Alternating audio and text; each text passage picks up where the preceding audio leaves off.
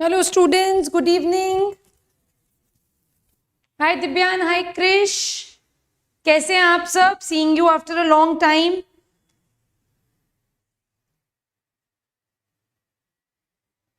Finally the wait is over, Krish.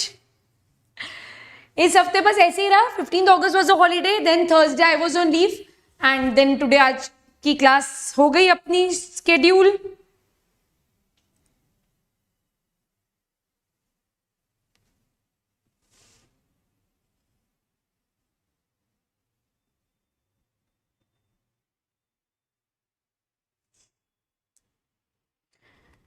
Rohit good evening. Thank you Divyan. चलो, कोई doubt है? कोई डाउट प्रीवियस क्लासेस का? कोई भी डाउट हो?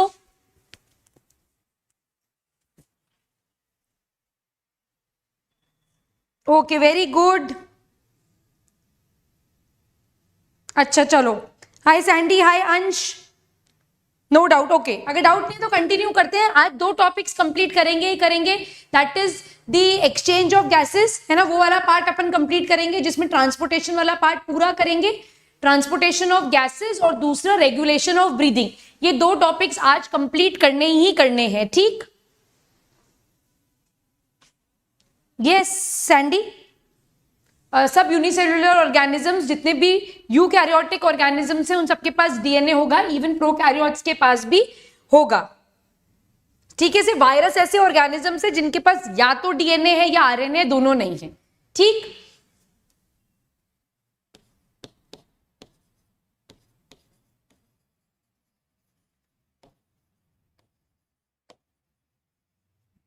So we'll start with exchange of gases. यहां पर गैसेस का मतलब है रेस्पिरेटरी गैसेस. और रेस्पिरेटरी गैस में बेसिकली दो टाइप की गैस आएंगी.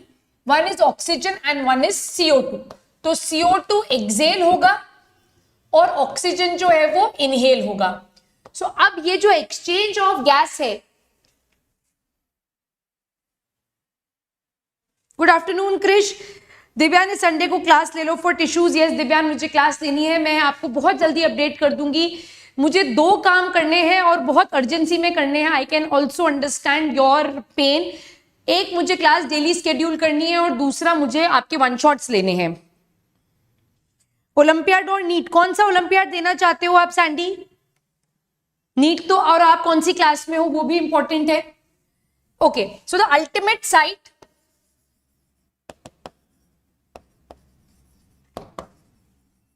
Ultimate site for the exchange of gas is alveoli. ये अपन ऑलरेडी डिस्कस कर चुके हैं. एल्वियोलाई के साथ साथ there is exchange of gases between the blood and tissue. ठीक है, ये वाला पार्ट अपन डिटेल में डिस्कस कर चुके हैं, इसलिए इसको दोबारा से मैं डिस्कस नहीं करूंगी. नाउ इंपॉर्टेंट चीज जो आपको यहां पर नोट डाउन करनी है, that gaseous exchange. Next slide पे ले लेते हैं.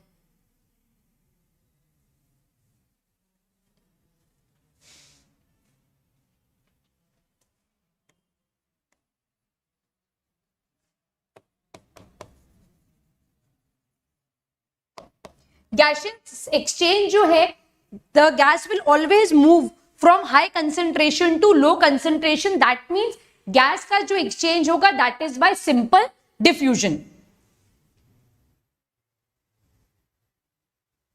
हाँ Divyan ma'am, I am in class 9. Should I finish class 10 bio then start with 11 bio और ओलंपियाड फॉर बायो? आप अगर क्लास 9th में हो सैंडी तो आप मेरे लेक्चर्स को फॉलो कर सकते हो बहुत आराम से. आपका 9th भी कवर हो जाएगा और 10th भी कवर होता चला जाएगा. तो मैं बिल्कुल बेस से ही पढ़ा रही हूं. ठीक, तो आपको उसका स्ट्रेस लेने की जरूरत नहीं है. So gaseous exchange is gaseous exchange is a passive process. It takes place by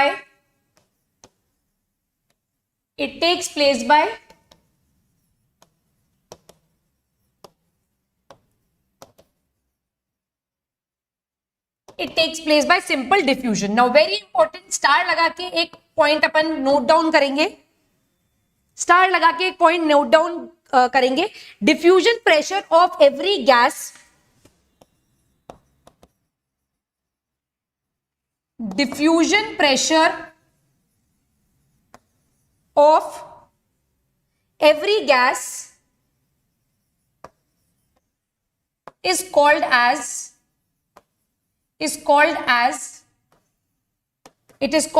its partial pressure.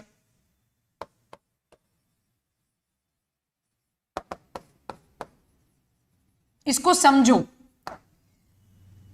Her gas के पास डिफ्यूजन करने की कैपेसिटी होती है, ठीक है, और जितने प्रेशर से वो डिफ्यूज करेगी that pressure is called as its partial pressure. अब हर गैस का पार्शियल प्रेशर जो है वो अलग अलग लोकेशंस पर अलग अलग होगा। दैट मींस अगर मैं यहां पर एल्वियोलाई की बात करूं, सपोज एक एग्जांपल लूं, this alveoli is in contact with blood vessel. ये जो एल्वियोलाई है ये इस ब्लड वेसल के कॉन्टैक्ट में है। इस एल्वियोलाई में इनहेल्ड एयर है तो यहां पर ऑक्सीजन का पार्शियल प्रेशर, ऑक्सीजन का जो पार्शियल प्रेशर है वो ज्यादा होगा और यहां पर कार्बन डाइऑक्साइड का जो पार्शियल प्रेशर है वो ज्यादा होगा। और इसी पार्शियल प्रेशर की डिफरेंस की वजह से गैस जो है वो from high partial pressure to low partial pressure move करेगी, या फिर from the area of high concentration it will move to the area of lower concentration. ठीक है दिव्यान, अब समझ में आ गया डिफ्यूजन प्रेशर का मतलब? यहां देखो ये वैल्यूज याद करनी है, दीज वैल्यूज आर इंपॉर्टेंट। देखो ये रेस्पिरेटरी गैस है तो दो रेस्पिरेटरी गैस है अपने पास, ऑक्सीजन और कार्बन डाइऑक्साइड। अब ये इनके पार्शियल प्रेशर्स हैं। एटमॉस्फेरिक एयर में ऑक्सीजन का पार्शियल प्रेशर कार्बन डाइऑक्साइड के पार्शियल प्रेशर से ज्यादा है। एल्वियोलाई की अगर आप बात करो, एल्वियोलाई में ऑक्सीजन का पार्शियल प्रेशर और ये है कार्बन डाइऑक्साइड का पार्शियल प्रेशर। डीऑक्सीजनेटेड ब्लड, ध्यान से देखो यहां पर जो ब्लड वेसल है इसके पास डीऑक्सीजनेटेड ब्लड होगा। एल्वियोलाई में ऑक्सीजन का पार्शियल प्रेशर 104 है, यहां पर इसका पार्शियल प्रेशर 40 है। क्या यहां पर डिफ्यूजन होगा या नहीं होगा? 100% होगा। ठीक, एल्वियोलाई में कार्बन डाइऑक्साइड का पार्शियल प्रेशर 40 है, यहां पर पार्शियल प्रेशर 45 है। तो क्या इस ब्लड वेसल से इस एल्वियोलाई के अंदर कार्बन डाइऑक्साइड नहीं जाएगा? बिल्कुल जाएगा। आप इस पूरी टेबल को कंपेयर करके देखो, side to side, place to place जो पार्शियल प्रेशर ऑफ गैसेस है वो वेरिएबल है। इसीलिए गैस जो है हमेशा from high concentration of gas to low concentration of gas जाएगी, या फिर यहां पर रेस्पिरेशन की टर्म्स में अगर अपन बात करें so it will always move from the area of higher partial pressure to the area of lower partial pressure. क्या ये पॉइंट क्लियर है? क्लियर है? हाय करीना, प्लीज इस टेबल को नोट डाउन करो। This table is extremely extremely extremely important. मैं हट जाती हूं, you can take a screenshot of this, but this is very important. When you are done please let me no. Yes, I am waiting दिव्यान।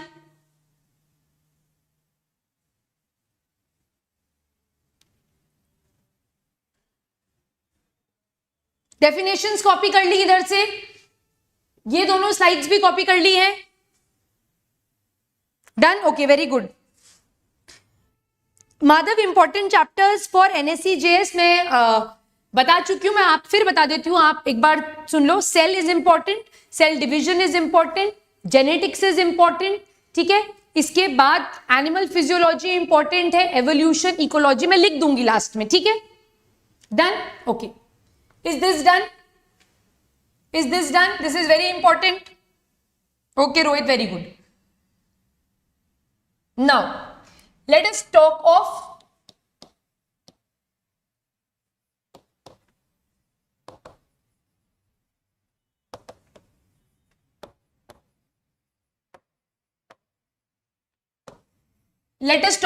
transportation of oxygen. Madhav मैं लिख दूंगी, ठीक है, आप पढ़ लो अभी।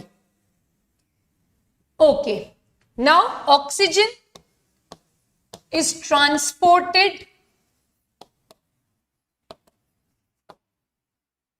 mainly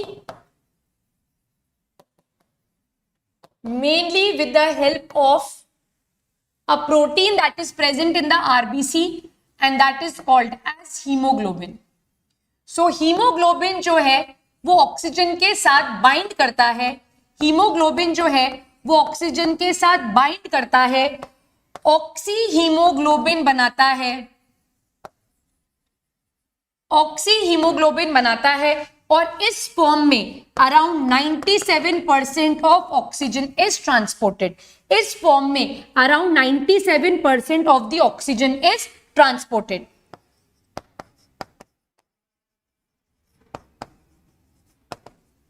and remaining is transported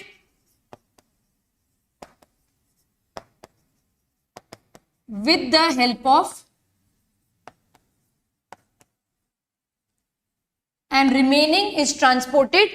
the help of plasma। देवयान बिल्कुल नहीं, यहां पर मैं नेक्स्ट पॉइंट यही बताने वाली थी, आपने स्टार्ट कर दिया। यहां पर ये जो ऑक्सी हीमोग्लोबिन बना है, यहां पर हीमोग्लोबिन का ऑक्सीडेशन नहीं होता। This binding is called as oxygenation. इसको क्या कहा जाता है? ऑक्सीजनेशन कहा जाता है। यहां पर ऑक्सीडेशन जैसा प्रोसेस नहीं होता। ऑक्सीडेशन अगर हुआ तो यहां पर ऑक्सीजन का ट्रांसपोर्टेशन डिफिकल्ट हो जाएगा। What is happening here is haemoglobin is just binding with the oxygen, transporting it and it is delivering it. जहां पर भी ऑक्सीजन की रिक्वायरमेंट है वहां पर वो उसको डिलीवर कर देता है। केमिकली ये एक दूसरे के साथ ऑक्सीडेशन जैसा प्रोसेस नहीं करते हैं। This is simply known as oxygenation. Divyan, is this point clear? Because this is very very important. ठीक है, अब यहां पर देखो कुछ स्टैट्स हैं, कुछ डेटा है, ये आपको याद रखने पड़ेंगे। ठीक है, 1 gram of haemoglobin transports 1.34 ml of oxygen.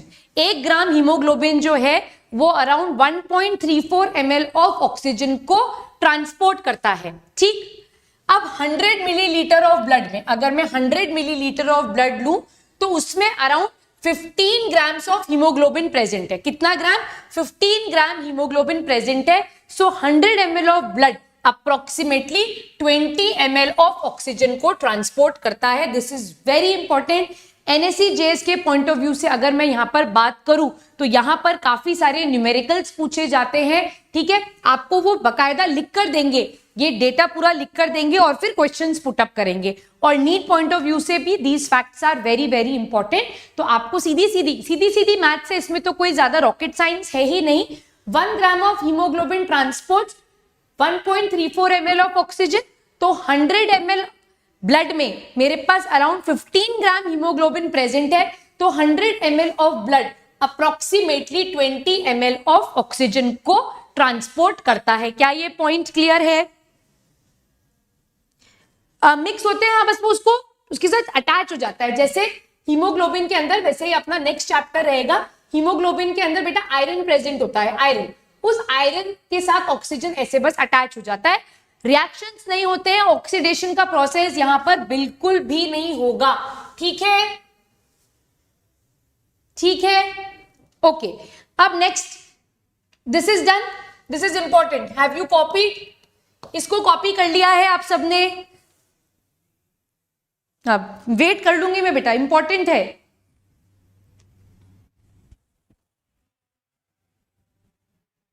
Okay, next. In a conducting cycle blood gives, एक कंडक्टिंग साइकिल, एक बार जब ब्लड सर्कुलेट हो रहा है तो blood give its 25% oxygen to the tissue. ठीक है, ब्लड टिश्यू को 25% ऑफ द ऑक्सीजन देता है। ठीक, so every 100 ml of oxygenated blood can deliver around 5 ml of oxygen to the tissue. पढ़ के देखो, पढ़ के देखो। एक कंडक्टिंग साइकिल में ब्लड टिश्यूज को 25% ऑफ ऑक्सीजन देता है। सो हर 100 ml of oxygenated blood can deliver around 5 ml of oxygen to the tissues. क्या ये पॉइंट क्लियर है? सिंपल मैथ्स है, करके देखते चले जाओ। सिंपल मैथ्स है, हो गया। क्योंकि कोई बहुत कॉम्प्लिकेटेड चीज नहीं ना, इसलिए अच्छा ठीक है, मैं आगे से रॉकेट साइंस वर्ड यूज नहीं करूंगी। ठीक है, मैं कुछ और वर्ड ढूंढूंगी अब। ठीक है रोहित, सेकंड कॉपी हो गया, सेकंड कॉपी हो गया। ये चीज याद रखनी पड़ेगी। This is important. Her conducting cycle में ब्लड सिर्फ 25% ऑक्सीजन देगा। ठीक है, इस डेटा से आप बहुत सारे न्यूमेरिकल सॉल्व करा लोगे, मैं करवाऊंगी। ओके, अब नेक्स्ट पॉइंट जो है, इसको समझने के लिए अब अपने को एक ग्राफ पढ़ना पड़ेगा which is very important, that is called as oxygen dissociation curve. Start करें।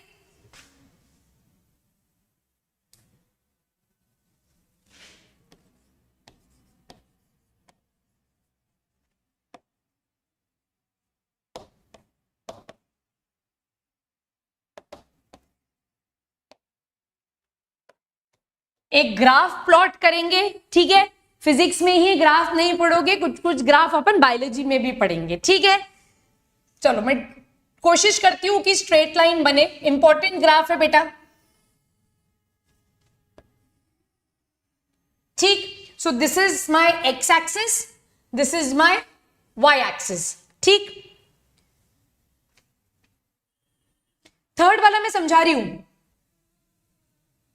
ठीक। अब एक्स एक्सिस पे मेरे पास क्या है,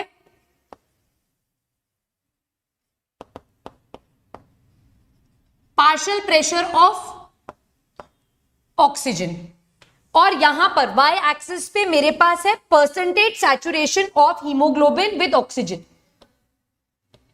ऐसे सीधा लिख दूं इधर,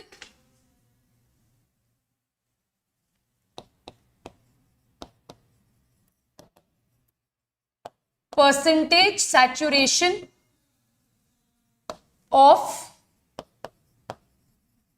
हीमोग्लोबिन विथ ऑक्सीजन, ठीक है। अब यहां पर अगर वैल्यूज लिख ले तो 0, 20, 40, 60, 80 ऐसे करके वैल्यूज लिख लो।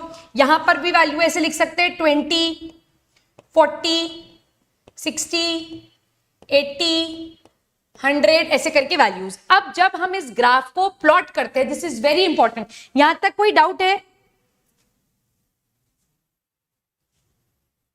बेटा? यही तो लिखा है अपन ने अंश, देखो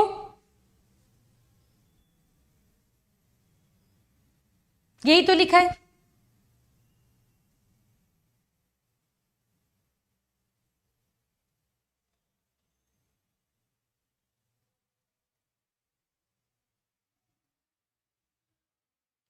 अंश देख लो, कंफ्यूजन क्लियर है?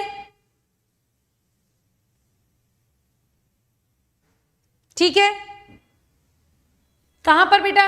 कैलकुलेट करो, 5 ml ही आएगा। 100 ml of oxygenated blood can deliver around 5 ml, ठीक है, एक पूरे कंडक्टिंग साइकिल में 25%।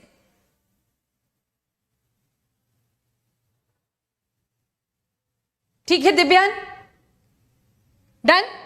चलिए ओके, अब यहां पर जब अपन ग्राफ को प्लॉट करेंगे, सो मेरे पास जो ग्राफ आएगा, ध्यान से देखो, इसको ध्यान से समझो। This is a sigmoid shape graph. यहां पर कैसा ग्राफ मिलेगा मुझे? सिग्मोइड शेप्ड ग्राफ मिलेगा।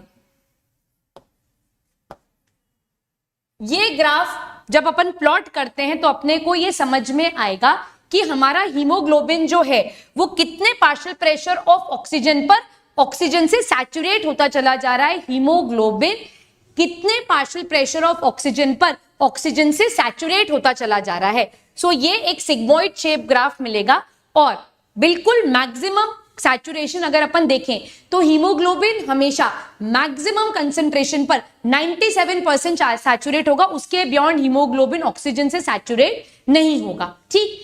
अब ये जो ग्राफ है, यहां तक समझ में आ गया?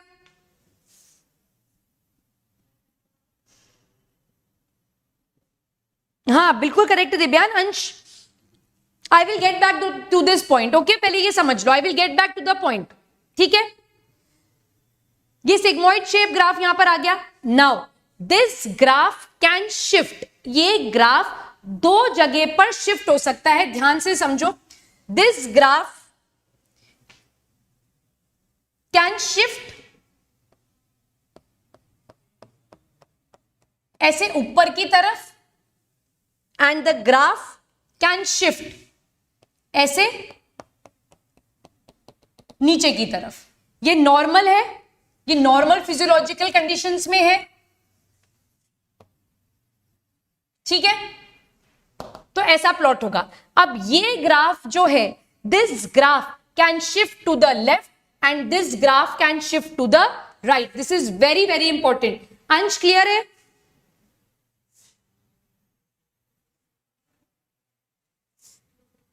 अपन कैलकुलेट कर लेंगे एक बार, don't worry, we will calculate में, I will get back to the point, don't worry. अपन उसे दोबारा से कैलकुलेशन देखेंगे, क्वेश्चंस भी सॉल्व करके देखेंगे, पर पहले अब इस पार्ट को समझ लो, ठीक। Now this is known as left shift of the graph and this is known as right shift of the graph. क्या यहां तक पॉइंट क्लियर है? क्या यहां तक पॉइंट क्लियर है? यहां तक कोई डाउट है?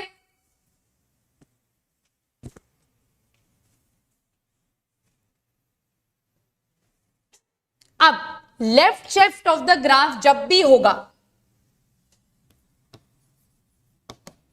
Left shift of the graph, या फिर नॉर्मल लैंग्वेज में अगर अपन देखें कि ग्राफ अगर ऊपर की साइड पर शिफ्ट हुआ है, so this is an indication of association of hemoglobin with oxygen। अगर graph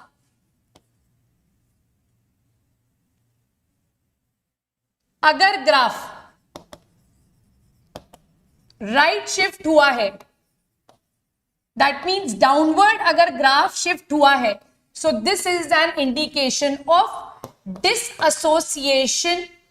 dissociation of haemoglobin with oxygen. क्या ये बात समझ में आई? क्या ये पॉइंट क्लियर है?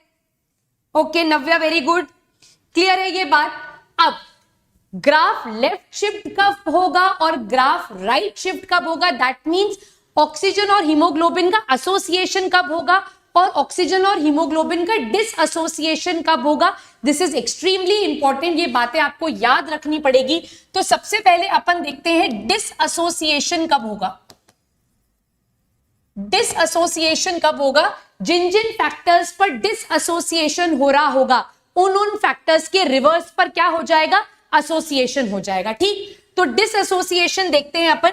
डिसएसोसिएशन होगा due to high concentration of CO2। इधर देखो ध्यान से, इसको समझते हैं।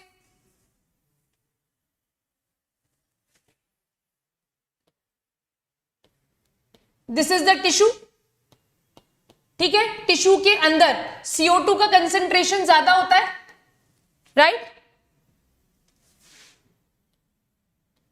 यहां पर आपकी ब्लड वेसल्स है, इस ब्लड वेसल के अंदर क्या ज्यादा है? ऑक्सीजन। ऑक्सीजन किसके साथ बाइंडेड है? हीमोग्लोबिन के साथ। बट जैसे ही ये ब्लड वेसल इस टिश्यू के कांटेक्ट में आएगी, क्या होगा? इस हायर कंसंट्रेशन ऑफ CO2 की वजह से, इस हायर कंसंट्रेशन ऑफ CO2 की वजह से हीमोग्लोबिन जो है वो ऑक्सीजन के साथ डिसएसोसिएट हो जाएगा। तो जब भी ऑक्सी हीमोग्लोबिन कांटेक्ट में आएंगे किसी ऐसे टिश्यू के जिसमें CO2 का कंसंट्रेशन ज्यादा होगा, तो हमारा ग्राफ जो है वो हमेशा किस साइड शिफ्ट हो जाएगा? The graph would shift to the right hand side, ठीक है। गुड इवनिंग अनीश, क्लियर है ये बात?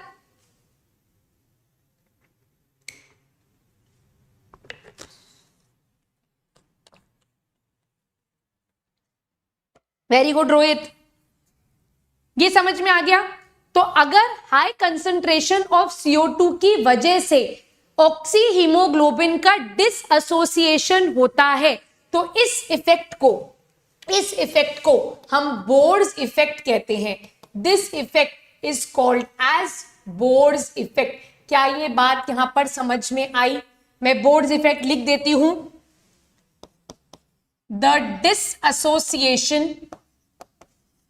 The disassociation of oxyhemoglobin due to high concentration of CO2 is called as Bode's effect. This is called as Bode's effect and this is very important.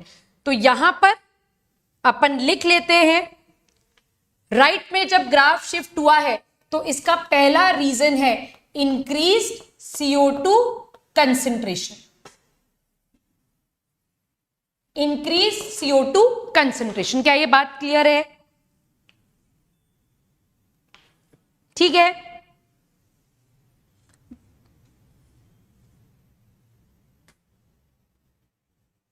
ठीक है, मैं बोल रही हूं, मेरी बात तो सुन नहीं रहे हो, चैट में अपनी गलत लगाए जा रहे हो. मैं बोल रही हूं मैं कैलकुलेट करके दिखा दूंगी, तो क्यों परेशान हो रहे हो? मैं कैलकुलेट करके दिखा दूंगी. इसके ऊपर अपन बहुत सारे क्वेश्चंस भी करेंगे. So why are you worrying? Trust me. समझ गए हो तो बहुत अच्छी बात है, नहीं समझो तो मैं आपको सॉल्व करके दिखाऊंगी. ये समझ गए जो मैं समझा रही हूं?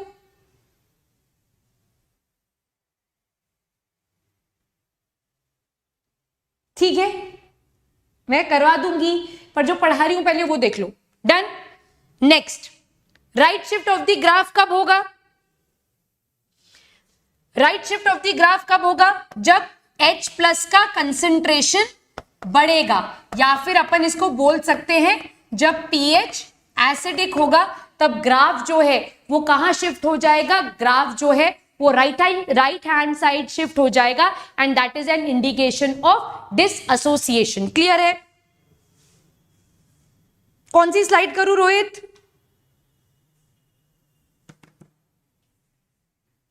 तीसरा पॉइंट, कब डिसोसिएशन होगा? When the temperature is high.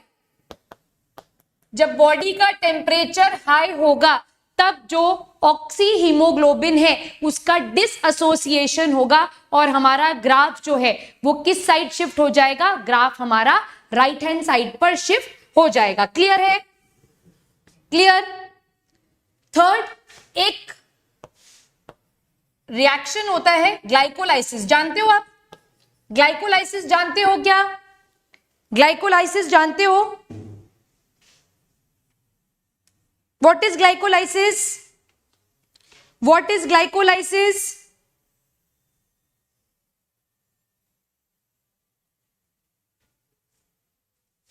Glycolysis is the breakdown of glucose and it is the first step of cellular respiration.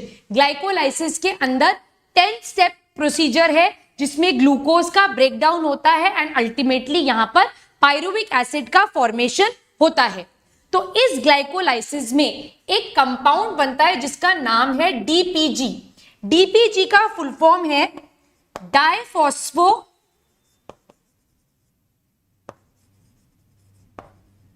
Diphosphoglyceric acid. तो जब इस डीपीजी का कंसेंट्रेशन बढ़ता है, जब ये डाइफॉस्फोग्लिसरिक एसिड का कंसेंट्रेशन बढ़ता है, तब उस टाइम पर जो ग्राफ है हमारा वो डिसएसोसिएशन की तरफ जाता है. That means graph shift towards the right hand side. अरे रे रे रे, किसी ने तो बहुत ही लंबी we the coders. Rohit, it is not the breakdown of glycogen, it is the breakdown of glucose. Okay, glycogen is a polymer, पर यहां पर हम किसके बारे में बात करते हैं? ब्रेकडाउन ऑफ ग्लूकोज के बारे में बात करते हैं. एसईआर में सुना है ग्लाइकोलाइसिस. ग्लाइकोलाइसिस का साइट तो बेटा साइटोप्लाज्म होता है, ठीक है, एसईआर नहीं होता. मैं लिख देती हूं, मैं ग्लाइकोलाइसिस लिख देती हूं.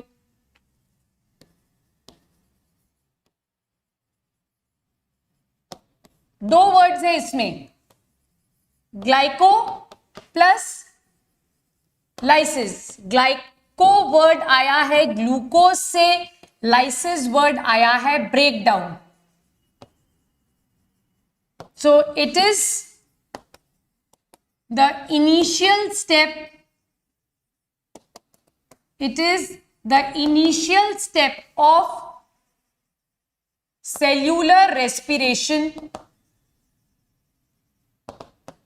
Site is साइटोप्लाज्म, और यहां पर ग्लूकोज का ब्रेकडाउन होता है इनटू पायरुविक एसिड। ये एक 10 स्टेप प्रोसीजर है, बहुत लंबा प्रोसीजर है, अलग अलग जगह पर एटीपी यूज होती है, अलग अलग जगह पर एटीपी बनती है, बट अल्टीमेटली ग्लूकोज से क्या बनता है, पायरुविक एसिड बनता है। ठीक, अब इस प्रोसेस में एक कंपाउंड बनता है जिसका नाम है DPG, that is diphosphoglyceric acid.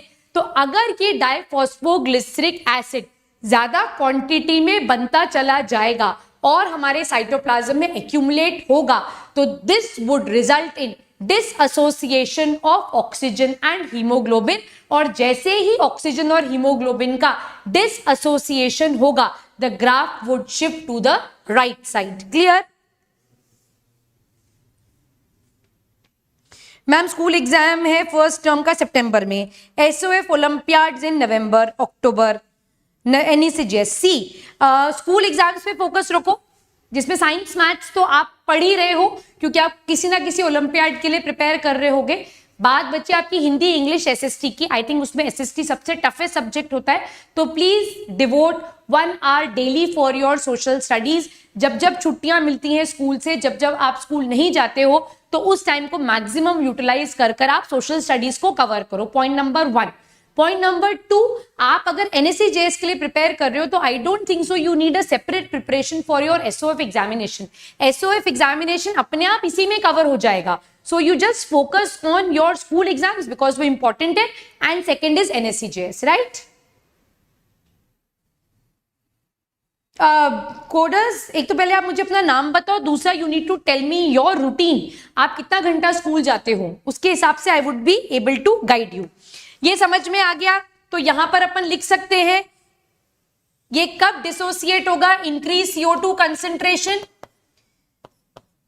PH जब रिड्यूस हो रहा है, एसिडिक पीएच है। तीसरा, जब टेम्परेचर ज्यादा है। चौथा, जब डीपीजी का कंसेंट्रेशन ज्यादा है। उन सब सिचुएशंस में क्या होगा, डिसएसोसिएशन होगा, the graph would shift to the right hand side. Are these points absolutely clear? Okay, glycolysis repeat कर दूं। सो दिस इज ग्लाइकोलाइसिस, जिसमें there is breakdown of glucose. This is the first step of cellular respiration. इसको universal step भी बोला जाता है क्योंकि कोई भी ऑर्गेनिज्म अगर रेस्पिरेशन कर रहा है तो वो 100% ग्लाइकोलाइसिस तो करेगा ही करेगा। इसीलिए इसकी साइट क्या है, the site is cytoplasm, because cytoplasm सारे ऑर्गेनिजम्स में प्रेजेंट है। So glucose is broken down to pyruvic acid, और यहां पर एटीपी प्रोड्यूस होती है। Okay, so this is a 10 step procedure, 10 step का लंबा कॉम्प्लिकेटेड प्रोसीजर है ये।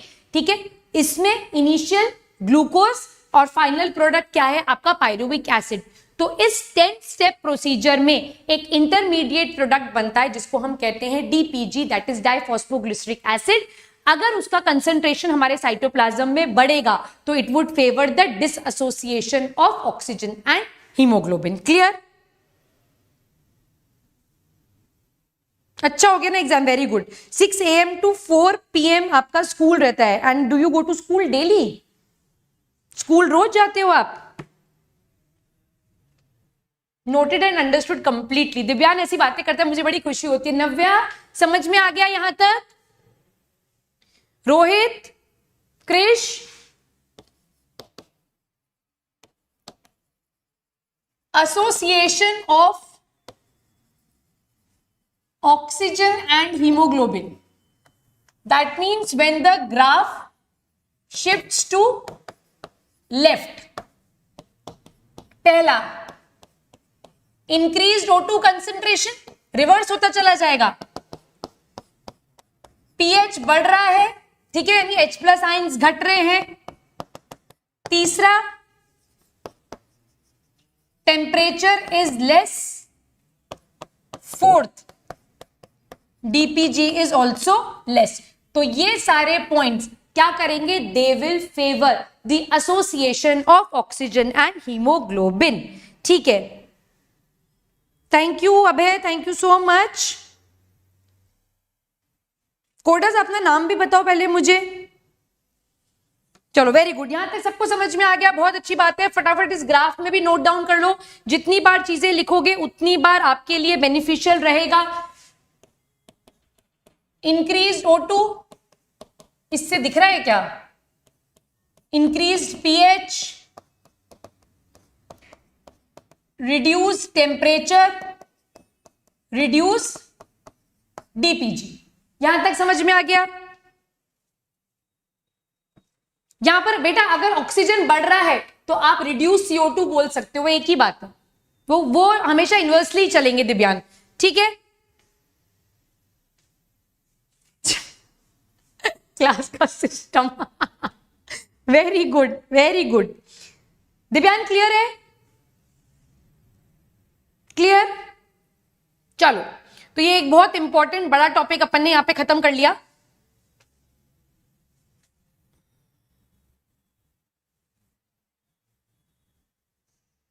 क्लियर है? ओके, चलो अब हेडिंग डालो, ट्रांसपोर्टेशन ऑफ कार्बन डाइऑक्साइड। तो अगर एग्जाम में क्वेश्चन आया कि ऑक्सीजन मैक्सिमम किस तरह से ट्रांसपोर्ट होता है, तो ऑक्सीजन मैक्सिमम अमाउंट में ट्रांसपोर्ट होता है bye binding with what? Bye binding with haemoglobin 97%। But carbon dioxide की कहानी जो है ना वो थोड़ी सी डिफरेंट है, ठीक है? अब कार्बन डाइऑक्साइड की कहानी सुनो मेरी जुबानी, ठीक है? बहुत मजा आएगा, बहुत इंटरेस्टिंग है। बच्चे इस टॉपिक से थोड़ा सा घबराते हैं, बट अपने को घबराना नहीं है, इन सारी चीजों को आज अपन क्लियर करेंगे। I might take 15 to 20 minutes extra, but मैं ये टॉपिक आज खत्म करूंगी, ठीक? अंश क्या बोल रहा है? Ma'am I want to come to कोटावट इन अप्रैल, मेरे स्कूल वालों ने 9th क्लास से रजिस्ट्रेशन कर दिया। ठीक है अंश, एक बार इन सब प्रॉब्लम्स के लिए ना whenever you are available, you are free, आपके पेरेंट्स अवेलेबल हैं, तो आप एक बार कोटा आके बात करिए, ठीक है? इस सब प्रॉब्लम्स को अपन सॉल्व करेंगे। अब ध्यान से सुनना मेरी बात। Transportation of carbon dioxide. अब ऑक्सीजन तो सीधा साधा है बेचारा, वो क्या करता है? हीमोग्लोबिन के साथ बाइंड हो जाता है और 97% ट्रांसपोर्ट हो जाता है। पर कार्बन डाइऑक्साइड ने सोचा कि अगर मैं भी ऑक्सीजन के जैसा सिंपली ट्रैवल करूंगा तो एग्जामिनर को क्वेश्चंस कहां से मिलेंगे बनाने के लिए, है ना? तो एग्जामिनर की लाइफ इजी करने के लिए, बच्चों की लाइफ को टफ करने के लिए कार्बन डाइऑक्साइड का जो ट्रांसपोर्टेशन है वो भिन्न भिन्न तरीकों से होता है, भांति भांति के रास्तों से होता है। तो उसको अपन डिटेल में समझेंगे। नो अबे it is absolutely fine, don't worry. Okay, अब 5% ऑफ कार्बन डाइऑक्साइड जो है, 5% of carbon dioxide is transported, it is transported by dissolving in plasma. Plasma में कार्बन डाइऑक्साइड घुल मिल जाता है और ट्रांसपोर्ट होता है। कैसे होता है, क्या होता है, वो सारी चीजें मैं आपको डिटेल में बताऊंगी, बिल्कुल परेशान होने की जरूरत नहीं है। रफली 20 to 25% of carbon dioxide binds with hemoglobin. It binds with hemoglobin and it forms carb amino hemoglobin. It forms carb amino hemoglobin और ये इस फॉर्म में ट्रांसपोर्ट होगा। तीसरा, approx 70% of carbon dioxide, approx 70 to 75% of carbon dioxide is transported as bicarbonate in the plasma. It is transported as bicarbonate in the plasma. बेटा carboxy haemoglobin जो होता है ना वो कार्बन मोनोऑक्साइड के साथ जुड़ने से बनता है। यहां पर कार्बन डाइऑक्साइड के जुड़ने से जो बनता है that is known as carb amino haemoglobin. सबके रीजंस दूंगी, कौन सी चीज कैसे बनेगी, कैसे ट्रांसपोर्ट होगी, क्या होगा, सारी चीजें बहुत विस्तार से आज अपन समझेंगे। एक स्लाइड में ही मैं सारी चीजें आपको डिटेल में समझा दूंगी। क्या यहां तक की पिक्चर जो है, सिस्टम समझ में आया यहां तक का? छोटा पैकेट बड़ा धमाका है CO2, बिल्कुल सही बात है। क्लियर है? यहां तक की बात क्लियर है? यहां तक अगर कोई भी डाउट है तो प्लीज पूछ लो। Any doubts up till here?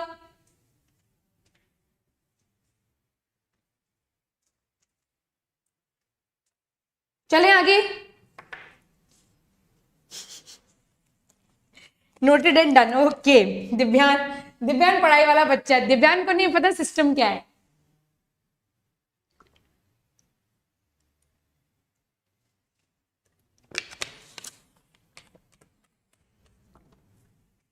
Very good दिव्यान, I am proud of you. आपको नहीं पता है। रोहित और अंश, थोड़ा ज्ञान दीजिए दिव्यान को। और इधर देखिए, बस इसी स्लाइड में पूरा ट्रांसपोर्टेशन मैकेनिज्म समझा दूंगी।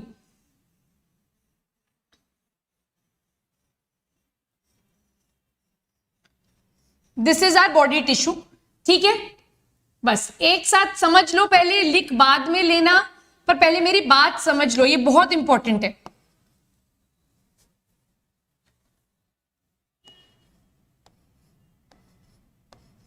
This is our blood vessel. बहुत मजा आएगा पढ़ने में। मार्किंग्स कर लेते। बॉडी टिश्यू,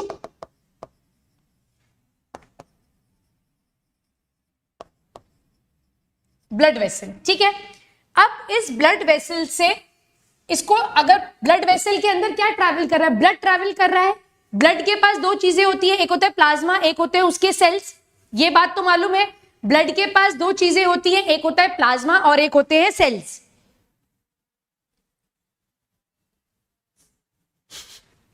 ठीक। अब मैं उसी, इसके अंदर ब्लड है। देखो बच्चों, कंफ्यूज मत होना, यहां पर ब्लड ट्रैवल कर रहा है, ठीक है। इसी को मैं यहां पर एनलार्ज कर कर बना रही हूं। दिस इज द प्लाज्मा, ठीक है। इस ब्लड वेसल के अंदर ब्लड ट्रैवल कर रहा है, तो उसका मैंने यहां प्लाज्मा बना दिया। और यहां पर मैंने बना दी आरबीसी, यहां पर मैंने बना दी आरबीसी। क्लियर है बात? कंफ्यूज तो नहीं हो गए कि मैम ने कहां से ये कहां क्या बना दिया है? तो मैंने ब्लड को थोड़ा सा एनलार्ज कर दिया है, तो ये ब्लड वेसल्स के अंदर ब्लड ट्रैवल कर रहा है। उस ब्लड के दो पार्ट्स हैं, एक है प्लाज्मा और दूसरे हैं सेल्स। सेल्स तीन तरीके के होते हैं, आरबीसी, डब्ल्यूबीसी और प्लेटलेट्स। मेरा कंसर्न यहां पर सिर्फ आरबीसी से है, तो मैंने यहां पर इतनी बड़ी ये आरबीसी बना दी, ठीक है।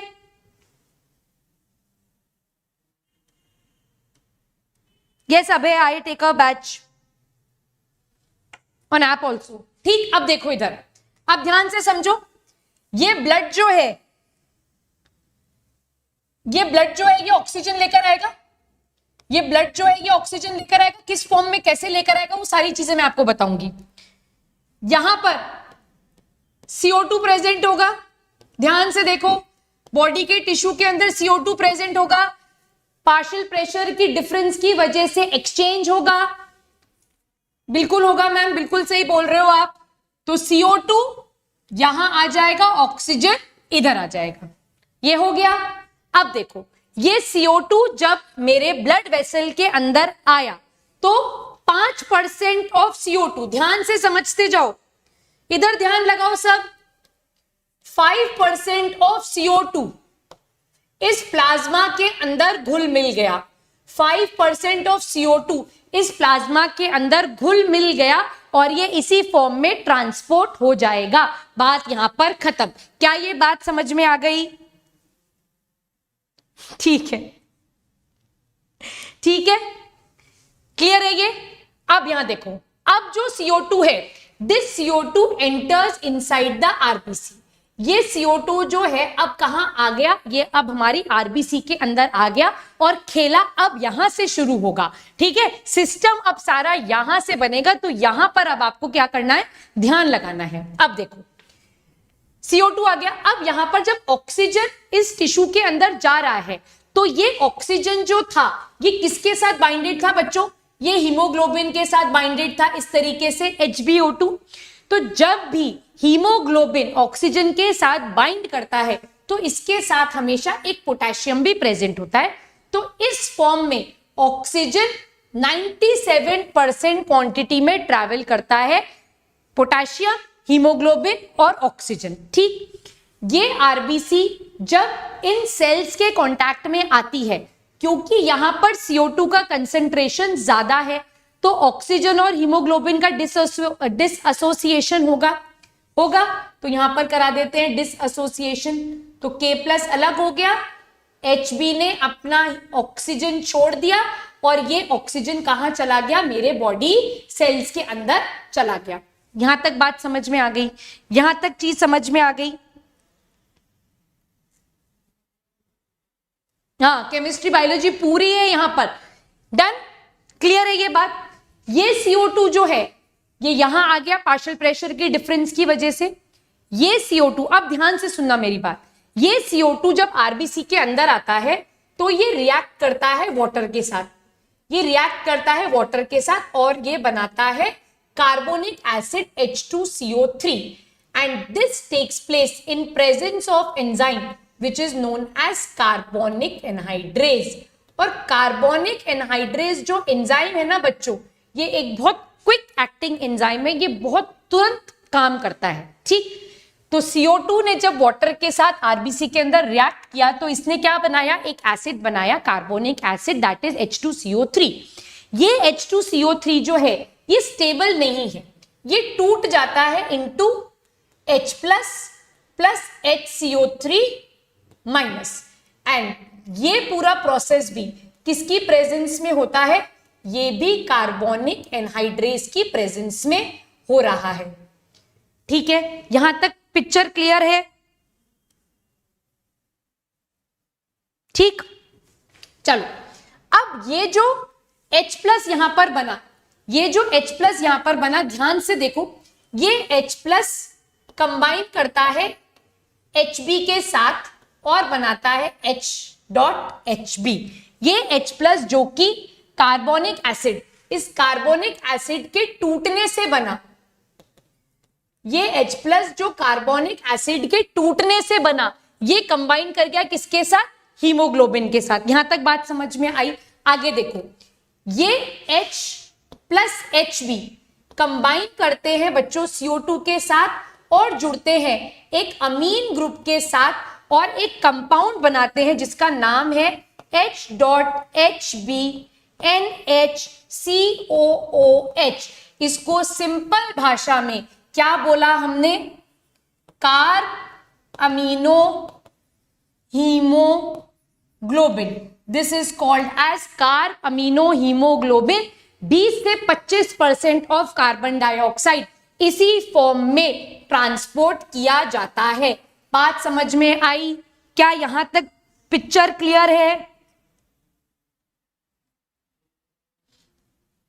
दिव्यांग भी सिस्टम लिख रहा है, थैंक यू अभय। क्लियर? देखो मैं दोबारा से रिपीट कर रही हूं, क्या किया है अपन ने, इसको क्लैरिटी से अपन समझेंगे। मेरा ब्लड वेसल ऑक्सीजन लेकर आ रहा है, मेरे बॉडी टिश्यूज के पास कार्बन डाइऑक्साइड ज्यादा है। मेरा ब्लड जब ऑक्सीजन लेकर आ रहा है तो वो ऑक्सीजन हीमोग्लोबिन के साथ जुड़ा हुआ है और उसके साथ जुड़ा हुआ है एक पोटेशियम।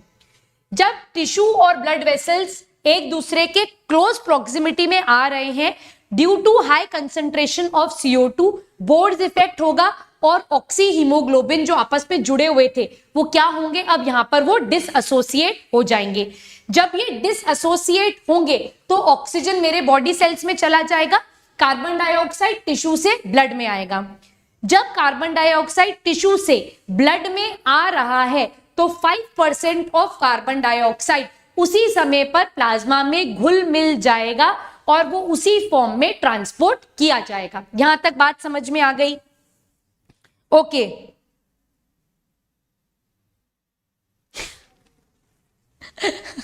ठीक। अब यहां देखो, CO2 जब आरबीसी के अंदर आया तो CO2 वाटर के साथ जुड़ा इन presence of carbonic anhydrase.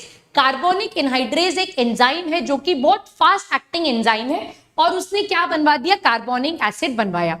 Carbonic acid dissociate हो गया into H+ and HCO3 minus, that means यहां पर बाइकार्बोनेट बन गया।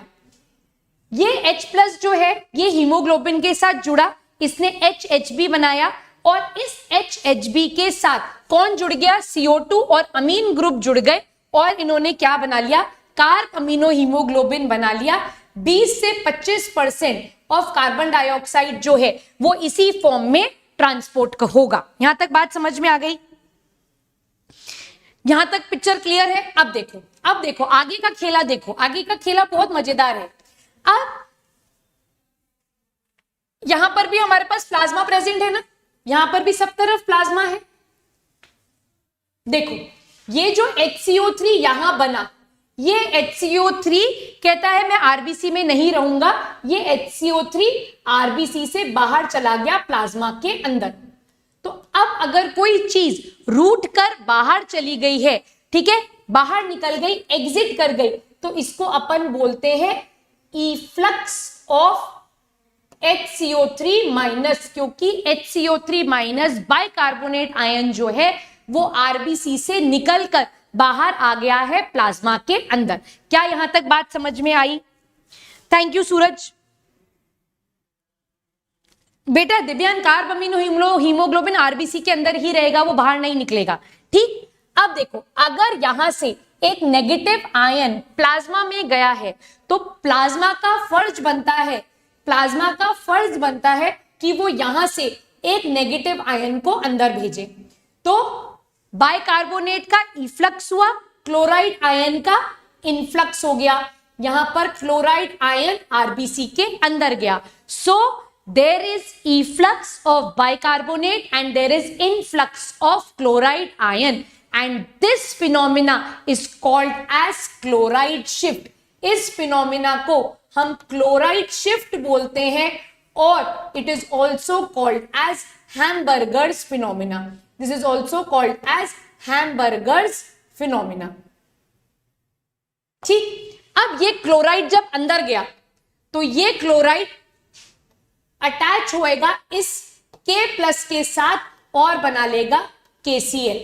ये बाइकार्बोनेट जो बाहर गया, it can attach itself with sodium forming sodium bicarbonate, और इस फॉर्म में अराउंड 70% ऑफ कार्बन डाइऑक्साइड जो है वो ट्रांसपोर्ट करता है। So this is your entire explanation of transportation of carbon dioxide. ये क्यों निकला? ये इसीलिए निकला बेटा क्योंकि ऑक्सीजन बाहर निकल गया ना, तो ऑक्सीजन निकला तो इस बाइकार्बोनेट को भी बाहर निकलना पड़ेगा। ठीक है, बाइकार्बोनेट किसके साथ अंदर रहेगा? वो अंदर आरबीसी के अंदर रह नहीं सकता, इसीलिए it is moving out. Oxygen बाहर निकला तो बाइकार्बोनेट भी बाहर निकल गया। ठीक है, चमका बेटा। अब मैं आपको एयर वॉल्यूम्स पढ़ाऊंगी, सारी वॉल्यूम्स और कैपेसिटीज पढ़ाऊंगी, तभी डाउट क्लियर होगा। जब मैं आपको टाइडल वॉल्यूम और इंस्पिरेटरी रिजर्व वॉल्यूम कैपेसिटीज पढ़ाऊंगी तब। ठीक है, cigarette smoking causes emphysema, give reason. Cigarette smoking जब अपन करते हैं तो when the smoke goes inside, तो हमारे जो एल्वियोलर सैक्स हैं वो सैक्स की मेम्ब्रेन टूट जाती है, तो the surface area for exchange of oxygen is reduced, so that causes emphysema. ठीक है, दिव्यांग समझ नहीं आया? क्या समझ नहीं आया बेटा? एक बार मुझे बताओ क्या क्लियर नहीं है। और एक और डाउट क्या पूछा? इफ्लक्स और इनफ्लक्स दोनों नहीं बेटा। The entry of chloride inside the RBC is called as chloride shift. उसको क्लोराइड शिफ्ट कहा जाता है जब प्लाज्मा से क्लोराइड आरबीसी के अंदर जाता है, that is called as chloride shift और that is called as Hamburger's phenomena. क्यों बेटा? HCO3 माइनस ही तो लिखा है मैंने। ठीक है, वापस से इधर देखेंगे, इधर देखो, CO2 प्लाज्मा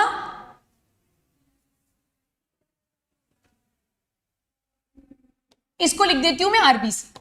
ठीक है, वापस से देखो इधर, आरबीसी के अंदर इस फॉर्म में ऑक्सीजन आ रहा है। अब जब ब्लड टिश्यू के कांटेक्ट में आएगा तो टिश्यू के अंदर CO2 ज्यादा है। दोबारा से समझो सारी चीजें। ओके, अबे मुझसे क्या पूछ रहा है? The different mode of CO2 transport in blood. बेटा वही पढ़ा रही हूं, वापस से देखो, अबे वही चीज पढ़ा रही हूं। Different modes of transport is this, these are the 3 ways by which the carbon dioxide is transported in blood. Copy कर लीजिए इसको। रोहित, HCO3 गलत कैसे लिखा है, एक बार प्लीज लिखकर बताओ मैंने क्या गलत लिखा है। दिव्यान रिपीट कर रही हूं, डोंट वरी। अबे ये कॉपी कर लिया?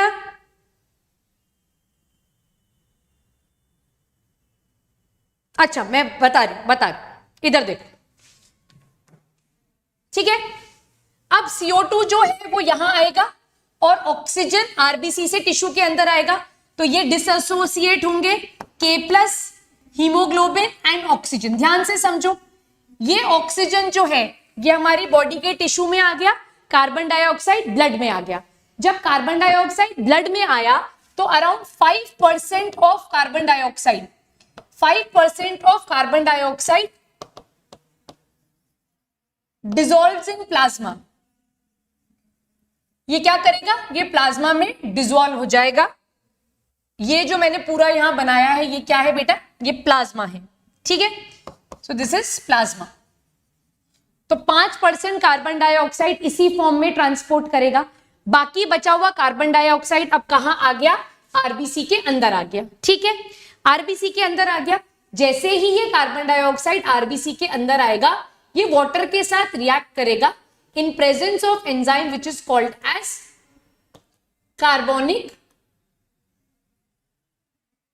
कार्बोनिक एनहाइड्रेज, और ये क्या बनाएगा, H2CO3 बनाएगा which is called as carbonic, this is called as carbonic acid. ये कार्बोनिक एसिड स्टेबल नहीं होता और ये डिसोसिएट हो जाता है इनटू H+ एंड बाइकार्बोनेट, और ये भी किसके प्रेजेंस में हो रहा है, ये भी हो रहा है कार्बोनिक एनहाइड्रेज की प्रेजेंस में। यहां तक सब कुछ क्लियर है बेटा? मैं बता रही हूं, ठीक बता रही हूं रोहित, आपको अभी क्लियर हो जाएगा।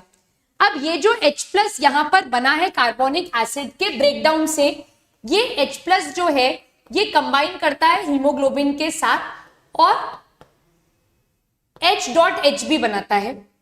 ये H.Hb कंबाइन करते हैं CO2 के साथ और इनके साथ जुड़ता है एक अमीन ग्रुप और ये बनाते हैं एक कंपाउंड जिसको हमने नाम दिया कार्ब अमीनो हीमोग्लोबिन। और कार्बन डाइऑक्साइड 20 से 25% इसी फॉर्म में ट्रैवल करता है। यहां तक की बात पूरी क्लियर है? अब देखो, ये जो HCO3 यहां पर बना हुआ है, ये HCO3 जो है, this HCO3 moves out of the RBC and enters into the plasma. This is called as efflux. This is called as efflux of HCO3 minus. अब जब HCO3 का efflux हुआ, एक नेगेटिव आयन RBC से जब बाहर आया तो इसके काउंटर एक्ट में एक नेगेटिव आयन अंदर जाएगा। So this is called as influx of chloride and this is called as chloride shift or it is called as Hamburger's phenomena। ठीक, ये क्लोराइड जब अंदर आया तो ये कंबाइन कर लेगा K+ के साथ और बनाएगा KCl। ठीक, अब ये बाइकार्बोनेट है, इधर ध्यान से देखो बेटा, ये बाइकार्बोनेट है। कार्बन डाइऑक्साइड 70 to 75% इसी बाइकार्बोनेट फॉर्म में ट्रैवल करेगा। क्योंकि बाइकार्बोनेट प्लाज्मा के अंदर है तो प्लाज्मा के अंदर बहुत सारे आयंस प्रेजेंट होते हैं जिसमें one of the important ion is sodium. तो कई बार ये बाइकार्बोनेट सोडियम के साथ जुड़कर क्या बना लेता है, सोडियम बाइकार्बोनेट बना लेता है। तो चाहे सोडियम बाइकार्बोनेट हो चाहे बाइकार्बोनेट आयन हो, इसी फॉर्म में कार्बन डाइऑक्साइड सबसे ज्यादा क्वांटिटी में ट्रैवल करेगा, दैट इज रफली around 70 to 75%। Am I clear now?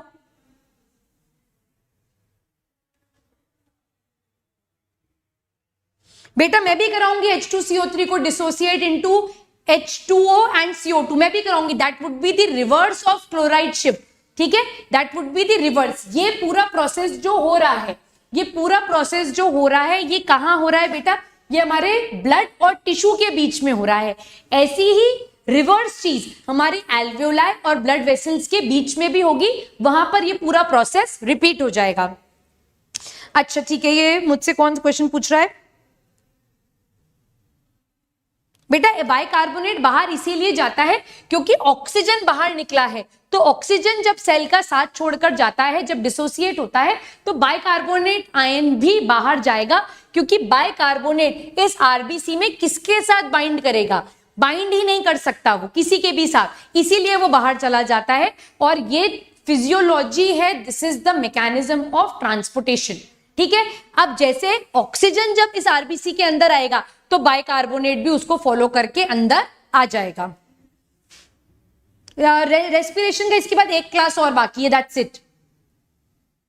अच्छा, human skin can not function as respiratory organ because, नहीं नहीं अबे, it is absolutely fine, it is a very good question indeed. हमारी स्किन एक respiratory organ के जैसा काम क्यों नहीं करती है? It is a very very good question.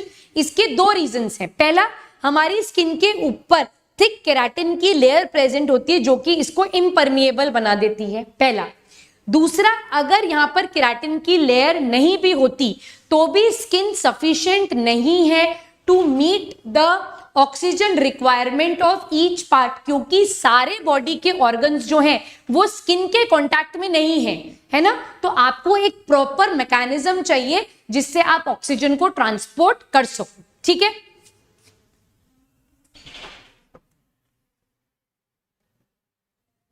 ठीक है, मैंने बोल केराटिन की वजह से मॉइस्ट नहीं है बेटा,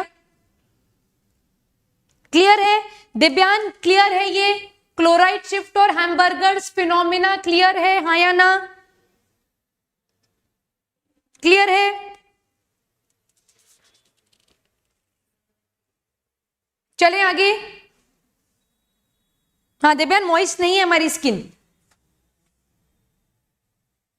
किसी को doubt, any doubt up till here? Please let me know. System बन गया? चलो, अब reverse of this process is known as Haldane's effect. Haldane effect next class में पढ़ाऊंगी, क्योंकि अगर अभी पढ़ाऊंगी तो कंफ्यूज हो जाओगे। पहले क्लोराइड शिफ्ट और हैमबर्गर्स फिनोमिना को प्रॉपर्ली अपने दिमाग में रजिस्टर कर लो, फिर नेक्स्ट क्लास में मैं स्टार्ट ही हेल्डेन इफेक्ट से करूंगी। आज अपन पढ़ लेते हैं रेगुलेशन ऑफ ब्रीदिंग, ठीक है? ठीक है,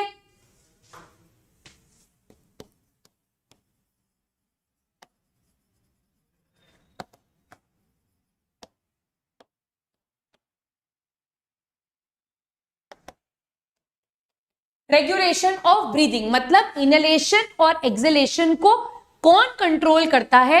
so this is controlled by our central nervous system.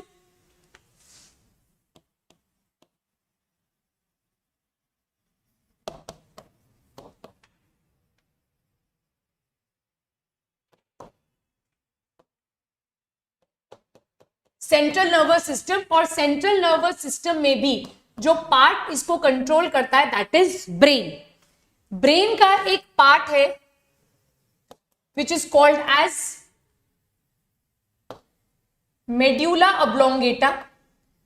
Brain का एक पार्ट है which is called as medulla oblongata, वो कंट्रोल करता है। और ब्रेन का एक और पार्ट है which is called as pons, ये कंट्रोल करते हैं हमारी ब्रीदिंग को। 2 आवर की क्लास। अच्छा रोहित, हाँ और थोड़ा बहुत पढ़ा दूं? पढ़ा रही हूं बेटा। हैमबर्गर्स फिनोमिना, ये जो क्लोराइड शिफ्ट है ना बेटा अंश, इस क्लोराइड शिफ्ट को ही हैमबर्गर्स फिनोमिना भी कहते हैं। दोनों एक ही चीज हैं, इसके रिवर्स को, क्लोराइड शिफ्ट के रिवर्स प्रोसेस को हम हेल्डेन्स इफेक्ट कहते हैं, ठीक है?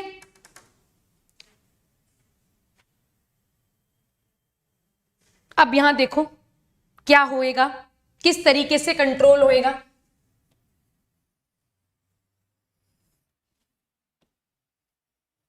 नव्या क्या क्लास में है? So this is our cerebellum, this is a part of hind brain. यहां पर हमारे पास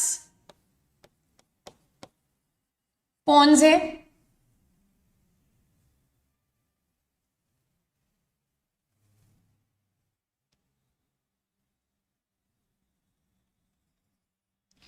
this part is are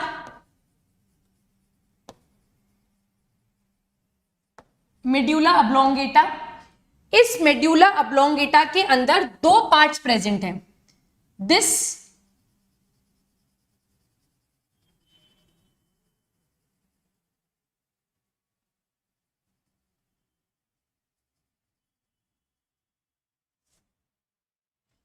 and this is the another part.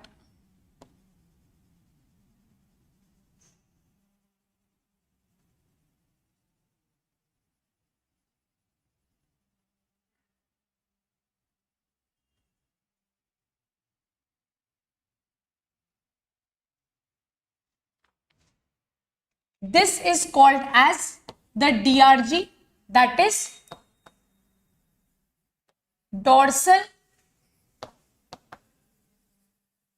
respiratory group, and this part is called as VRG, that is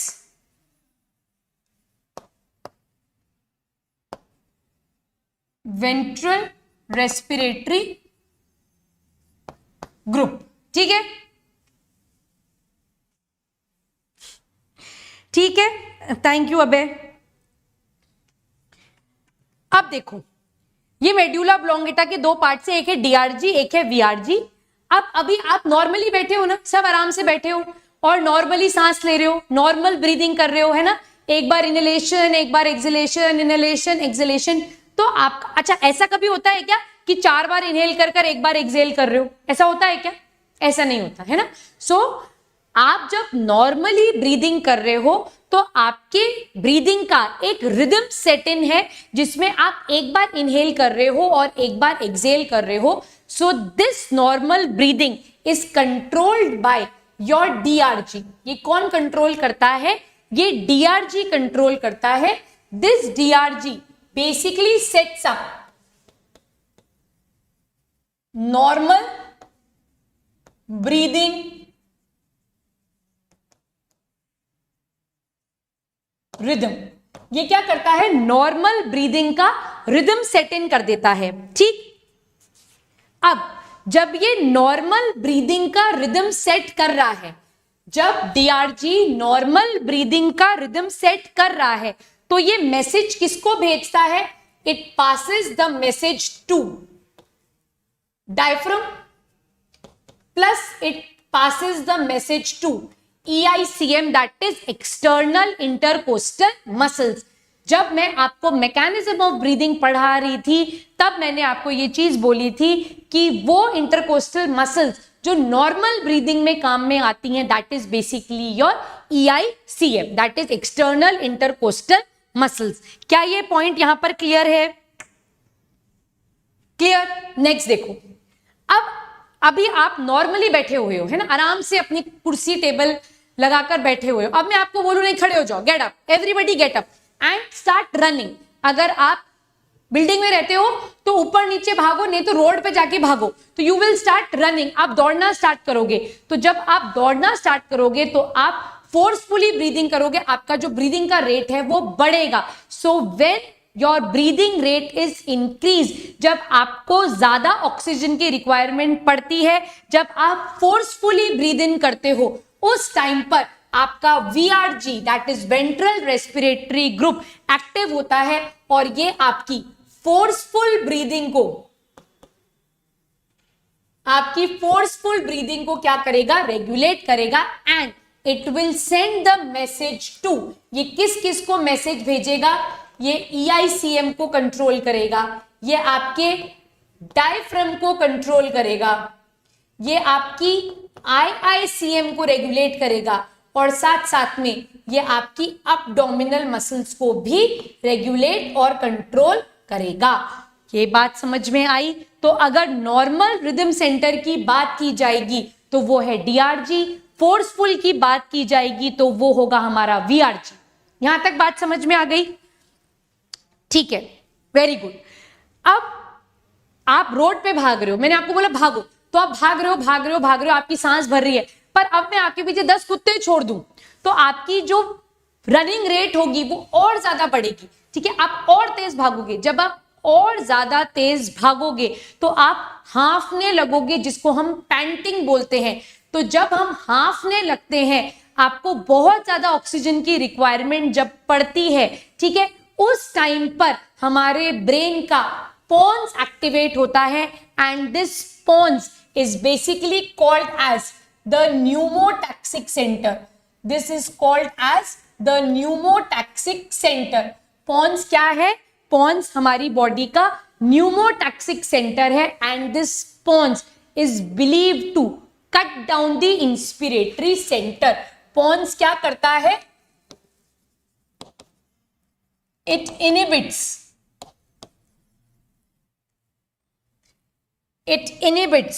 the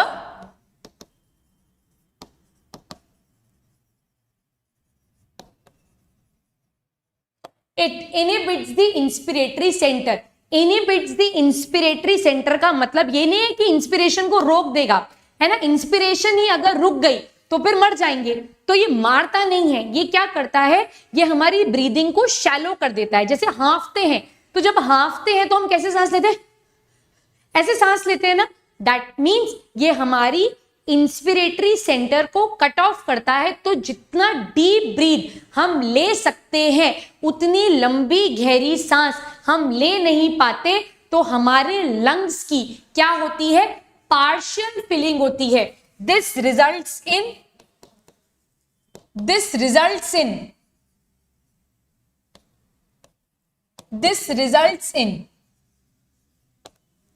partial filling of lungs and it increases our breathing rate. तो जब आपका inhalation छोटा होगा, जब आपका inspiration छोटा होगा, तो उसके तुरंत बाद एक्सहेलेशन आ जाएगा, फिर इनहेलेशन फिर एक्सहेलेशन। तो छोटा इनहेलेशन छोटा एक्सहेलेशन जब होगा, तो एक तो आपकी lungs fully filled with blood नहीं हो, फुल्ली फिल्ड विद एयर नहीं हो पाएंगी, और दूसरा क्या होगा, यहां पर आपकी ब्रीदिंग रेट जो है वो बहुत ज्यादा बढ़ जाएगी। क्या ये पॉइंट क्लियर है?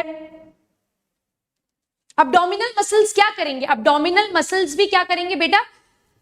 आप भागते हो तो आप कभी नोटिस करना बेटा, जब भी आप भागो तो आपकी जो थोरैसिक कैविटी है उसका मूवमेंट भी बहुत ज्यादा फास्ट हो जाएगा, और आपकी अब्डोमिनल मसल्स भी ज्यादा कंप्रेस होंगी, ताकि आपका डायफ्राम मैक्सिमम लोअर कैपेसिटी तक आ सके। एक बार आप नोटिस करके देखना, व्हेनेवर यू आर रनिंग, जब आप भाग रहे हो, ठीक है, मैं हांफने की बात नहीं कर रही हूं, जब आप भाग रहे हो तो आप ये चीज नोटिस करना कि आपकी अब्डोमिनल मसल्स भी आपकी ब्रीदिंग के अंदर एक बहुत इंपॉर्टेंट रोल प्ले करेंगी। क्लियर है? हाँ, पॉन्स का समझ नहीं आया, रिपीट कर देती हूं। तो ये जो पॉन्स है बेटा, this pons is called as the pneumotaxic centre.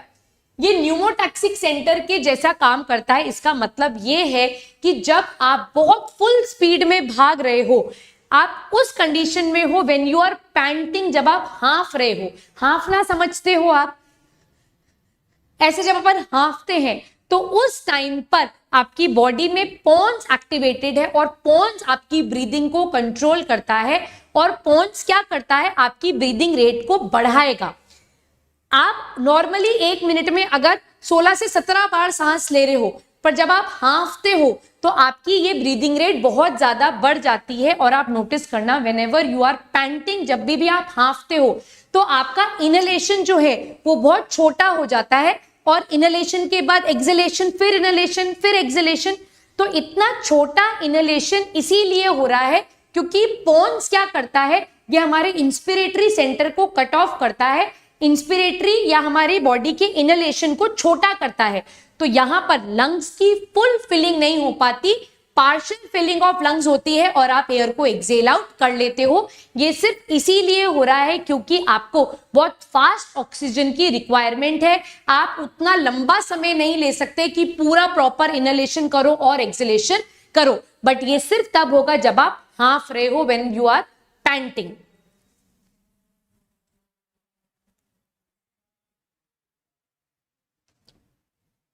बोल सकते हो दिव्यान आप, इसलिए हो जाता है। इंस्पिरेटरी सेंटर है क्या? इंस्पिरेटरी सेंटर आपका मेड्यूला ऑब्लोंगेटा है ना बेटा, आपकी इनहेलेशन एक्सहेलेशन को मेड्यूला ऑब्लोंगेटा ही कंट्रोल कर रहा है, पर ये आपकी जो लंग्स है उनको फुलफिल होने नहीं देगा और इंस्पिरेटरी सेंटर को कट ऑफ करेगा। ठीक है, ठीक है, एक बार पढ़ के देखो।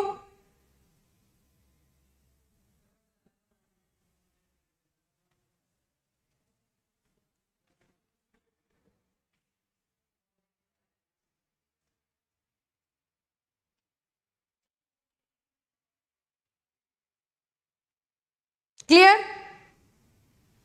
क्लियर है? एब्सोल्युटली क्लियर, कोई डाउट नहीं है। हाँ बेटा, ये पूरा सब कुछ ब्रेन के अंदर प्रेजेंट है। ये सेरिबेलम, मेड्यूला, पॉन्स, ये सारे हमारे हिंड ब्रेन के पार्ट हैं। ठीक है, ब्रेन के 3 पार्ट होते हैं, तो उसमें से एक पार्ट है, उसके ये सब पार्ट्स हैं। ये सब ब्रेन में हो रहा है। ब्रेन बहुत खतरनाक चीज है बेटा, पूरा सिस्टम ब्रेन ही बनाता है। मैं तो बाद में बना रही हूं। अच्छा, अब एक क्वेश्चन पूछती हूं, उसका आंसर देना। ठीक है,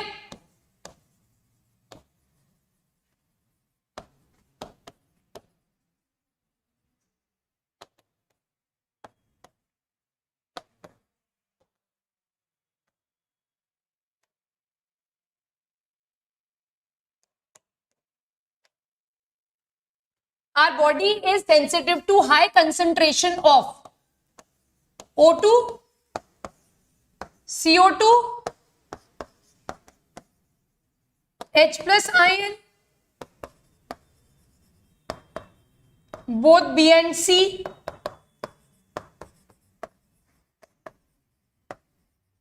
all of the above. जल्दी से आंसर दो।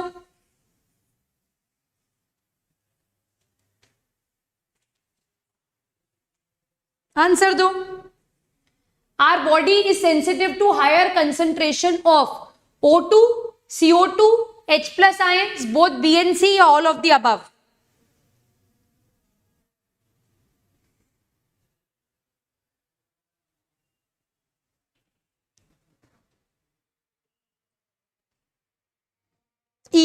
ई वेदांत ने भी ई आंसर दिया।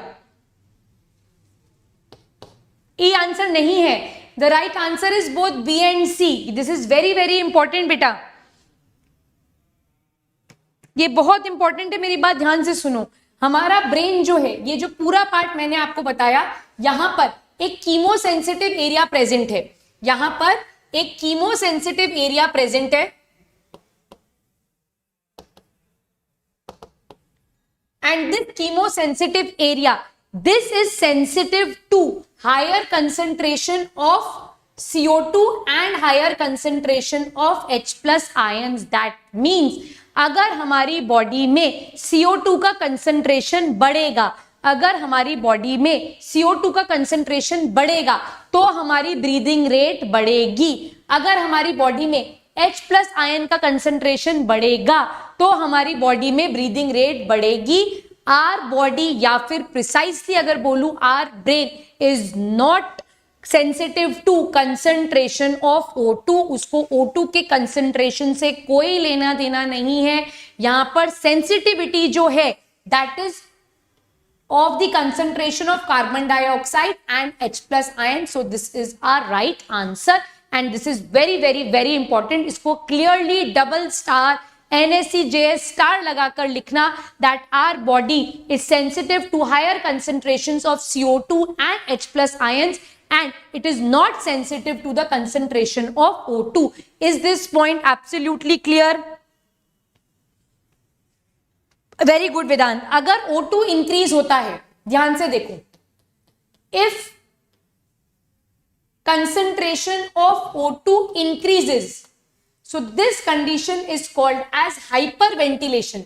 इसको हम क्या बोलते हैं? इस कंडीशन को हम हाइपर वेंटिलेशन बोलते हैं। तो अगर हमारी बॉडी में O2 बढ़ रहा है तो हमारा ब्रेन उसे कभी भी सेंस नहीं कर पाएगा और एक्सेसिव ऑक्सीजन की वजह से भी हम मर सकते हैं। ठीक है, हम इस कंडीशन से भी मर सकते हैं। This is known as hyper ventilation.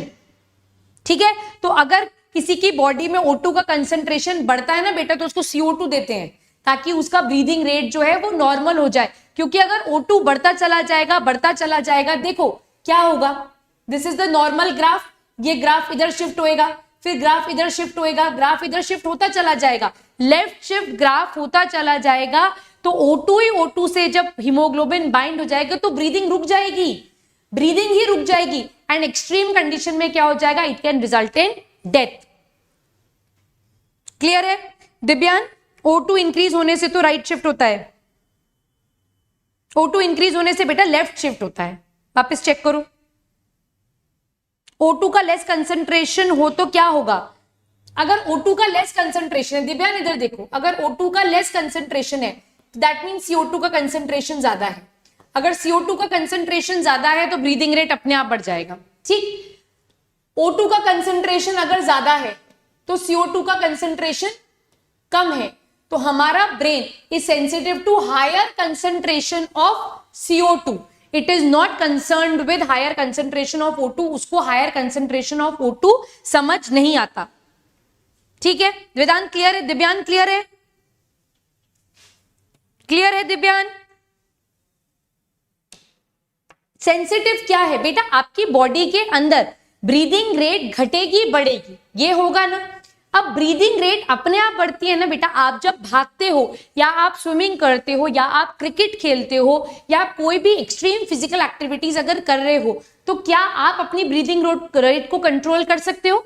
आप कंट्रोल नहीं कर सकते। सो ध्यान से समझो, जब भी आप कोई फिजिकल एक्टिविटी कर रहे हो दैट मीन्स आप अपनी बॉडी में मेटाबॉलिज्म कर रहे हो, और उस मेटाबॉलिज्म के लिए, इधर ध्यान से समझो बेटा, ये पॉइंट आज समझो। Yes Vedant, O2 concentration is inversely proportional to CO2। इधर देखो, अगर आप कोई भी फिजिकल एक्टिविटी कर रहे हो तो ये आपकी बॉडी के सेल है, इस सेल के अंदर ग्लूकोज होता है, इस ग्लूकोज का ब्रेकडाउन होगा और आपको एनर्जी मिलना स्टार्ट हो जाएगी। ग्लूकोज का जब भी ब्रेकडाउन होगा तो यहां से CO2 लिबरेट होगा, ठीक है। तो अगर आप फिजिकल एक्टिविटी कर रहे हो तो उस फिजिकल एक्टिविटी में ग्लूकोज का टूटना मैंडेटरी है, क्योंकि ग्लूकोज जब टूटेगा तो आपको ATP मिलेगी और यहां से कार्बन डाइऑक्साइड रिलीज होगा, और ये पूरा प्रोसेस ऑक्सीजन की प्रेजेंस में हो रहा है। I am talking of aerobic respiration, ठीक। अब ये CO2 जैसे जैसे आप फिजिकल एक्टिविटी करते जाओगे तो नंबर ऑफ ग्लूकोज मॉलिक्यूल जो टूटेंगे वो बढ़ते चले जाएंगे। जैसे जैसे नंबर ऑफ ग्लूकोज मॉलिक्यूल ज्यादा टूटेंगे उतना ही ज्यादा CO2 प्रोड्यूस होगा। जब CO2 का कंसंट्रेशन ब्लड में बढ़ेगा तो हमारा ब्रेन का कीमोसेंसिटिव एरिया इस इंक्रीज CO2 को सेंस करेगा, और ये क्या करेगा, फिर ब्रीदिंग रेट को इंक्रीज कर देगा। यही एग्जैक्टली मैं आपको बता रही हूं कि कैसे सेंसिटिविटी है, क्योंकि ब्लड के अंदर जब CO2 बढ़ेगा तो उस CO2 को एलिमिनेट करने के लिए जल्दी से जल्दी CO2 हमारी बॉडी से एलिमिनेट हो जाए, इसीलिए हमारा ब्रेन क्या करता है, ब्रीदिंग रेट को फास्ट कर देता है, ठीक है। अंश क्लियर है? अंश अभी क्लियर है ये point? In which case O2 increases, अगर आपने किसी पेशेंट को ऑक्सीजन लगा रखा है तो उस केस में ऑक्सीजन बढ़ गया, ठीक है। कोई ऑक्सीजन रिच एनवायरनमेंट में है जहां पर CO2 नहीं मिल रहा, ऐसे बहुत सारी सिचुएशंस हो सकती है, बट यस एक्सट्रीम कंडीशन जहां पर ऑक्सीजन बहुत ज्यादा प्रेजेंट है, ऐसा नेचुरली पॉसिबल नहीं है, ठीक है। दिव्यान क्या समझ नहीं आया बेटा, बोलो। देखो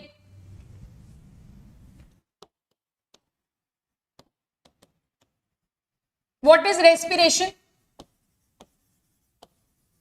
It is the breakdown of glucose to CO2, water and energy. Yes or no? This energy is liberated in the form of ATP. हाँ या ना? देव्यान, अब अगर आप कोई फिजिकल एक्टिविटी कर रहे हो, अगर अब आप कोई फिजिकल एक्टिविटी कर रहे हो, जैसे कि आप रनिंग कर रहे हो, आप क्रिकेट खेल रहे हो, तो आपको इन सारी चीजों को करने के लिए एनर्जी चाहिए, हाँ या ना? यू नीड एनर्जी, आपको एनर्जी चाहिए। ये एनर्जी आपको कहां से मिलेगी? ग्लूकोज के टूटने से मिलेगी। अब आप फिजिकल एक्टिविटी करते चले जाओगे, दैट मीन्स आप मोर ग्लूकोज का ब्रेकडाउन करोगे। आप जितने ज्यादा ग्लूकोज का ब्रेकडाउन करोगे उतना ज्यादा CO2 लिबरेट होगा, हाँ या ना? आप जितना ज्यादा फिजिकल एक्टिविटी करोगे उतना ज्यादा CO2 एक्यूमुलेट होगा, ठीक है, उतना ज्यादा CO2 बनेगा, यस और नो? जितना ज्यादा CO2 बनेगा, ये CO2 हमारे बॉडी के लिए टॉक्सिक है, ये CO2 हमारी बॉडी के लिए टॉक्सिक है, इसे हमें हमारी बॉडी से एलिमिनेट करना ही पड़ेगा। तो जैसे ही CO2 का कंसेंट्रेशन हमारे ब्लड में बढ़ता है, हमारा ब्रेन का कीमोसेंसिटिव एरिया इसे सेंस करता है कि CO2 का कंसेंट्रेशन बढ़ गया है, इस CO2 को हमें बॉडी से बाहर निकालना पड़ेगा। इसीलिए ब्रीदिंग रेट जो है वो इंक्रीज हो जाती है, ताकि मैक्सिमम CO2 बाहर निकले और मैक्सिमम ऑक्सीजन अंदर आए, ताकि ज्यादा से ज्यादा ग्लूकोज का ब्रेकडाउन हो सके और ज्यादा से ज्यादा एनर्जी हमको मिल जाए। क्या ये पॉइंट अब क्लियर है?